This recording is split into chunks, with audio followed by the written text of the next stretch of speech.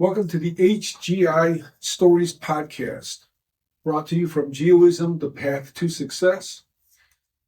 It's a very special day for me because I have today somebody very special and dear to my heart, which is my actual son, Giancarlo Francesco Solano.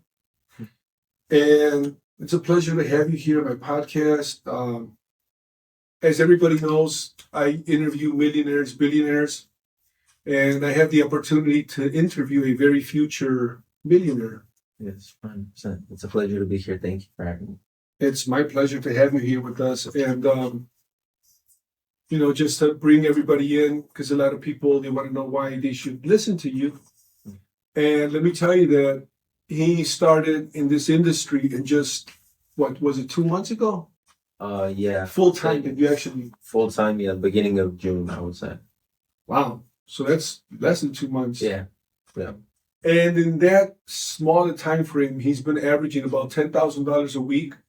He was able to buy his girlfriend a $10,000 ring and do a beautiful proposal at a high-rise building downtown Atlanta, Georgia.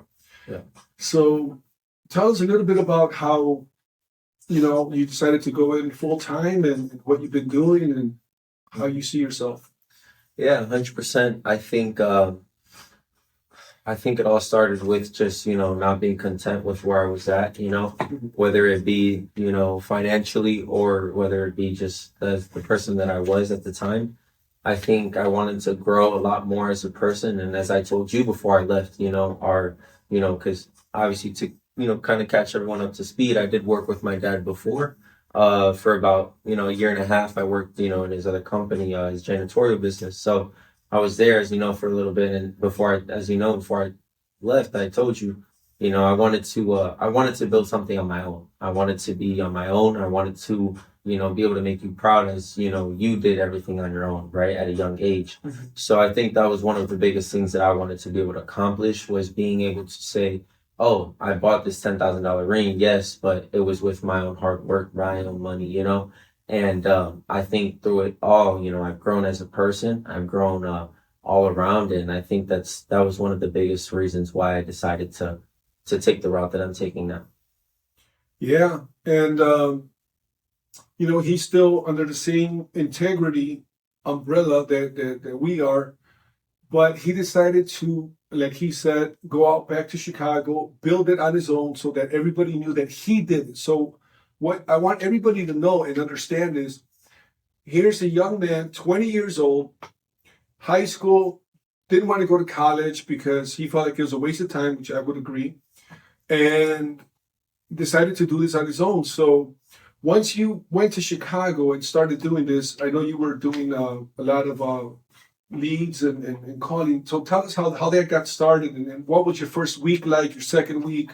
So I think I've been blessed throughout my whole life. As you know, I've been very spoon fed through my whole life. I was, again, it's a blessing, right, that I was raised with that opportunity. I had a lot of things handed to me. Yes, I did work for a lot of the things, right. I wasn't a spoiled little brat, but most of the things, to be fair, right, were a blessing. It was a blessing, but they weren't typically handed to me. And so I think the first week and a half that I got there, I wasn't necessarily, I didn't have the passion, I didn't have the thrive to go out there and conquer. But I think very quickly I learned that nobody was gonna hand anything to me. Nobody was gonna, take me to where I wanted to go. As I've always wanted to be a multimillionaire, right? God willing, one day maybe be a multi-billionaire. But I've always had big goals, and I realized very, very quickly that nobody was going to take me there, and I had to do it on my own. So I think after that first week and a half that I realized that is when everything really switched for me, and I started waking up at 5 a.m, saying to the office at 11 p.m.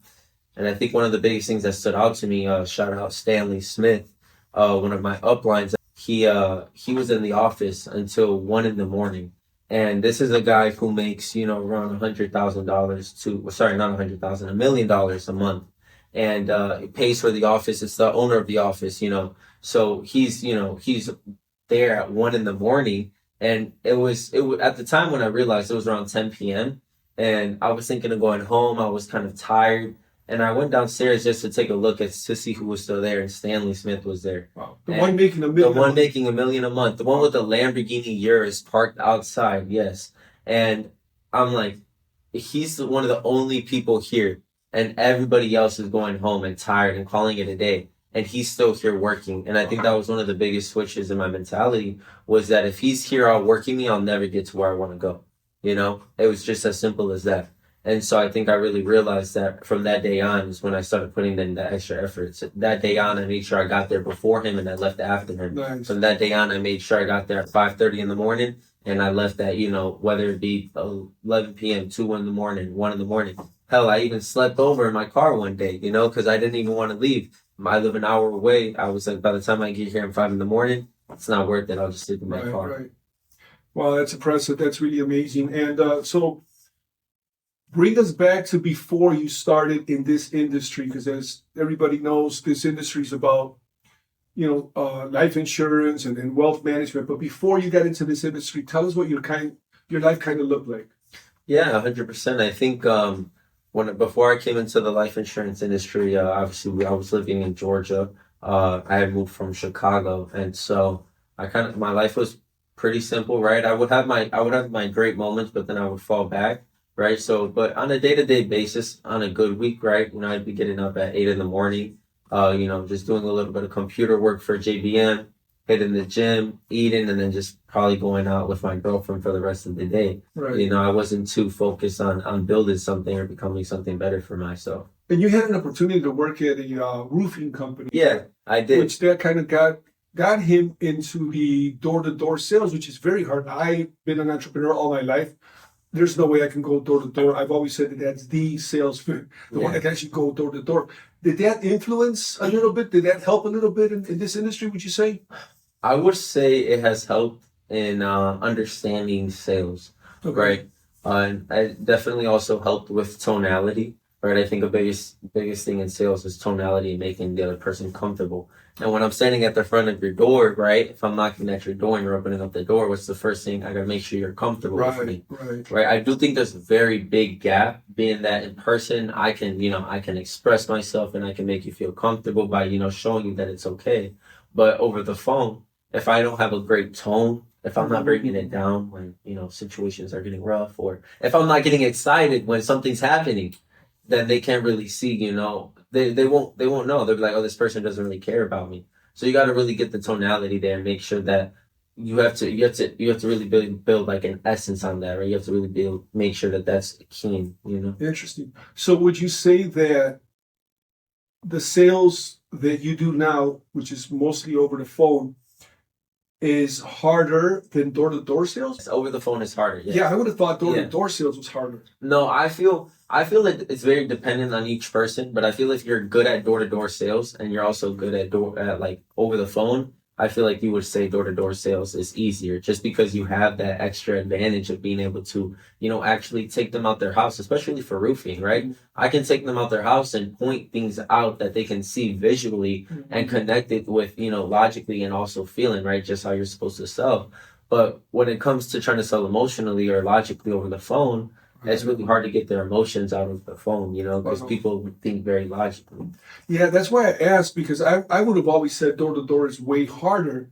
But when you were talking about, they can actually see you and you can actually, kind of like guide them in the way you're moving and in your tone. Yeah. And then showing them, which visual is always going to be a lot better. Exactly. On the phone, you don't have none of that. Exactly. Same, goes with car sales, right? I feel like car sales is a lot easier simply for the fact that if somebody is going in for a car, you can get them into the car that they might love. And now it's like, it's a million times harder for them to, say no, because they're actually feeling it. They're there with that car. Right. And what was actually the moment that made you decide to get into the life insurance industry? Yeah. So I think, for me, I had found out about it before with some of my friends, in Oswego High School. So Stanley Smith, I actually used to go to a gym with him. He used to be an employee there. And I used to look up to him back in the day because he was very shredded. He still is, But before he was more, just focused about the gym. And he was very shredded. He was pretty big. And I was maybe 16 at the time. So I looked up to him. I was like, dang, I want to look like that one day, And so I would talk to him here and there. He helped me out with like a couple of things here and there. We used to play basketball together. And so once he blew up and went crazy, I would see him post on his stories his Lamborghini deposits of 250 grand, spending $1 million in 1 month, and I'm like, Jesus, like from life insurance. From life insurance, yeah. I'm like, what is this guy doing? And so I heard about the name a little bit, but of course, I was still wanting to build something with you, so I was like, I'll see how it goes, and later down the line, I was still hearing about it, hearing all of my other friends getting into it, and just like all of my friends started getting into it. And then that's when we met Jody, at the Buckhead Club. And I realized that insurance was actually more popular than just out of Chicago. It was actually, a worldwide thing because, it's a bit, sad to say, but I guess I was a bit naive to the world because I didn't even know what life insurance was before. I heard life insurance, but I didn't really understand the concept of it. Right. So I didn't know that it was more of like a worldwide thing, or the full United States of America. And so when Jody came in, that's when I kind of realized he opened up more of the vision of like, wow, this is something serious that you can make money from. Wow. And how quickly did you see your first fruits when you started? Which I know the results, but they don't. So right. We kind of gave them a little guesstimate. You said you started in June, but yeah. So I would say, when I first started with HCI, which was like 25, I think it was like almost a year ago, it took a while for things to start running, just because I was very, and I will admit, I think being in the insurance industry is something that in any sales job, you have to really push yourself. You have to really want it, and you really have to want it to succeed. And I think when I was with HCI, just, I wasn't in that right mindset yet. And so I think when I decided, and I think again, it has a lot to do with the fact that, we were still together, right? Because we were working together in HCI and JBM. right. So it was like, I still felt like if I were to grow in HCI, it would still be under you, right? Because it was something you gave to me. It was May, right, when I had left. But like I said, when I really started seeing results in June was just because I told myself, like, if this is something that I want, like I said, no one's going to hand it to me, And so I started seeing results after 2 weeks, And it was really just me. It was just the mindset of just like no one's once your mindset switched, 2 weeks from your mindset switching, that's when you started to see the results. Yeah, 100%. Like regardless of all of the information or all of the knowledge that people would have told me, or honestly, like it does not matter what anyone or anybody tells you. You cannot change unless you're willing to change. And I think that's one of the biggest things that I had to realize is that no matter what anybody can say to you, you're not going to change. Your circumstances will never be different if you're not willing to sacrifice what you need to in order to make those circumstances different. So it's really like just changing yourself as a person. So the first piece of advice would be for somebody to change their mindset. Yes. And then once that happens, change your mindset. And this is a saying I die by, right? Is that I know nothing and I have everything to learn. Because I feel that the day that we decide and we think that we know everything, or we know a little bit more than the person in front of us, is the day that you stop learning. And I think that the day you start learning is the day that you die. Just like they say in sales, the day that you stop growing it's because you're dying. If you're not growing, you're dying. There's no such thing as, and something that you said, right, that I've learned very, a lot from you, but I've heard now more than I'm in the sales world. If you're not growing, you're dying. It's just as simple as that. Right. Wow, that's interesting. And where do you see yourself a year from now? A year from now, I see myself in a mansion, $1 million mansion, living with my beautiful wife, growing other companies and other businesses and giving the opportunity to other people to do the same thing that I was able to accomplish. And just bringing peace to the world. I think that the world really needs a love right now. Yeah, tell me about it. And do you feel that your faith had any help in this? How has faith fit into your life? I think faith fits perfectly into anybody's growth in life, especially if you're one that is a believer in Christ, like myself. Just because I think through every corner He's always been there, and I think through every hardship He's always given me the wisdom to know what to do and how to actually react at every outcome. Just because there are certain situations that are harder than others, and sometimes you might want to react a certain way, but that's not the way you should react. Right. So I think that He's given me a lot of patience and a lot of understanding to be able to understand people and also not to react, a certain way in certain situations. Right, right. And what's your goals for the next 12 months as far as your financial income goals?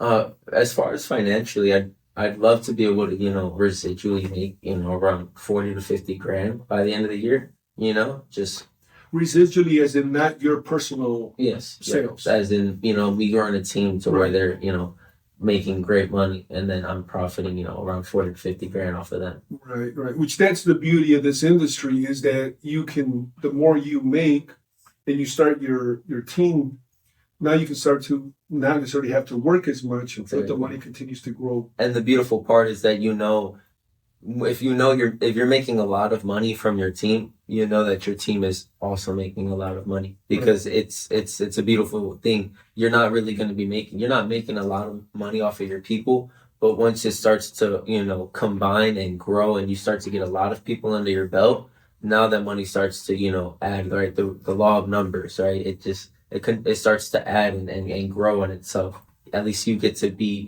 happy and satisfied knowing that your people are also doing very well for themselves. Well, you're definitely bringing a lot of game to the team and to our viewers, because I know there's a lot of people out there that are like looking at my white beard and oh yeah, of course he's been a serial entrepreneur. They'll see some of the millionaires that I interview here. Well, yeah, he was an IT from a Fortune 500 company. They think, oh, you know what, they're geniuses, but here's, somebody that's 20 years old that's already making it happen, so it gives people the wishful thinking, or not wishful thinking, the reality actually, because it's not wishful thinking, the reality that it can be done. Yeah. Amen. And it can be. Honestly, it's all at the grasp of your fingertips. It really is just, it's up to you to put in the work. Amen. Very well said. It's really just up to you. Up to us. So let me ask you, I usually ask the people that come here if they can go back in time to when they were young. I can't really do that with you, but yeah. If you could go back to your just graduated from high school self, what would you tell yourself, knowing now, which is beautiful to think that just a year and a half you can actually give advice to your younger self, which would be not that long ago. Yeah. What would you tell your just freshly graduated high school self, knowing what you know today? Knowing what I know today, most likely I would tell my younger self to go out, apply for 3 different credit cards, try to get as much credit as I could, and invest all of that into life insurance or into some asset or into some industry that I know I could make my ROI on it, or my return on investment, and I know I could double it or triple it. And then I would pay off my credit cards and then use the cash that I made from said business to continue to grow my business and to grow whatever industry that it is that I, went into. Right. But I think that's one of the biggest things that I would do. And another thing piece of advice I think I would give him would be to not be so stupid with my money and to eat inside more and to eat my mom's cooking more and not to spend so much money on fast food, and as well as to just be okay with what you have, gratitude. Yeah. Just being okay with, the little things in life, knowing that the finer things and the bigger things will come later down the line. Listen to your dad a little bit more, maybe. Something like that. Something along those lines. Yes. So what would you say to somebody watching right now that is thinking of coming into the life insurance industry? What would you tell them? Tell them to do it. I would tell them it's one of the biggest things that changed my life. I think it's the biggest thing that's going to be a factor of where my life, is headed now. I'd say jump into it without a second thought. But I would say if you are thinking of joining, and if you are going to join, don't put one foot in, one foot out. Right. I would say go 100% and give it your all. And if you fail, get back up and do it again. But I promise you, this is another saying that I love, is work so hard that it will be unreasonable for you to fail. Oh, I like that. Because, if you think about it, it just wouldn't make sense. You're telling me you wake up at 5 in the morning, you go to the gym, you're taking care of yourself personally, you're getting into the office at 8 in the morning, you're like actually working, and you go back and, you go home, you get your full, 6, 7 hours of sleep, you're eating consistently, you're eating well. You tell that to anybody, it would be unreasonable for you to not be successful. Right. Wow, interesting. I like that. If anybody wanted to learn a little bit more from you, because of course, I mean, what you've accomplished in such a little time is impressive. Like, I was impressed, and you pumped me up, Yeah. So if somebody wanted to contact you, do you have your social media? You have your own channel? Where could they find you and hear more about you? It's going to be my first name, Giancarlo, my last name, Solano. So it'll be Giancarlo Solano. It'll be spelled out GIANCARLOSOLANO. And then it'll be an underscore. And that'll be for all platforms. Okay. I'm sure my dad can, add a little at there, so it'll be a little bit easier, for you guys to see. I'll put it in my description, in my comments too. Yeah, so it'll be easier for them, yeah. But you're in what? Instagram, Yeah, TikTok? so Instagram, TikTok, Facebook, Snapchat, LinkedIn, WhatsApp, whatever it is. Wow, you got me. Yeah. It's one way to be able to take care of people, right? We That's gotta make sure that we're available amazing. on all platforms. All right, I love it. And how would you finish this phrase? Before I was in the financial industry, I was not content. good. Today I am Content. I love it. 1 year from now, I will be Content. So the key is To stay content. stay content. Well, you heard it from the man himself, Giancarlo Francesco Solano, my son, who I'm very proud of. And we are going to keep track and see his future, his success as he continues to grow. And we'll be following you every step of the way. Yes. And I'm excited to continue to share my growth with you guys. We love it. Keep an eye on this boy. He's going places. Yes, sir. Thank you. Sir, thank you.